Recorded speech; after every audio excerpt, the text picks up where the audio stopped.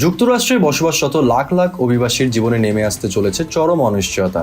দেশটির ভেতরে অবস্থান করে স্থায়ীভাবে বসবাসের অনুমতি বা গ্রিন কার্ডের আবেদনের দীর্ঘদিনের নিয়মটি বদলে ফেলার পরিকল্পনা করেছে ট্রাম্প প্রশাসন। মে মাসে প্রকাশিত এক নতুন খসড়া নীতিমালায় বলা হয়েছে, এখন থেকে যুক্তরাষ্ট্রে থাকা অবস্থায় আর গ্রিন কার্ডের আবেদন করা যাবে না। আবেদনকারীকে ফিরে যেতে হবে নিজের দেশে।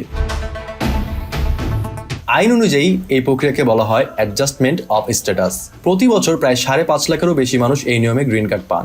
বিশেষ করে যারা স্টুডেন্ট বা ট্যুরিস্ট ভিসায় এসে পরবর্তীতে কোনো মার্কিন নাগরিককে বিয়ে করেন কিংবা স্থায়ী চাকরির সুযোগ পান, তারা দেশেই আবেদন সম্পন্ন করতেন। কিন্তু নতুন নীতিতে বলা হচ্ছে, যারা অস্থায়ী ভিসা নিয়ে এসে ভিতরেই গ্রিন কার্ডের আবেদন করবেন তাদের সন্দেহের চোখে দেখা হবে।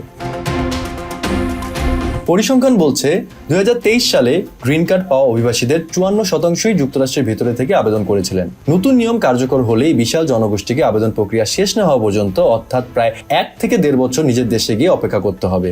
এর ফলে তৈরি হবে চরম মানবিক বিপর্যয়। হাজার হাজার পরিবারে দীর্ঘদিনের বিচ্ছেদ ঘটবে, শিক্ষার্থীদের পড়াশোনার মাঝপথে থেমে যাবে এবং অনেকের কেরিয়ার পুরোপুরি ধ্বংস হয়ে যাবে।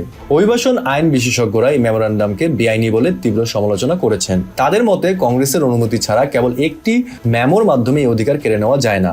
বিশ্লেষকদের ধারণা, সরাসরি নীতি পরিবর্তন নয়, বরং অভিবাসীদের মনে আতঙ্ক তৈরি করতে তাদের দেশ ছাড়তে বাধ্য করাই এই কড়াকড়ির মূল উদ্দেশ্য।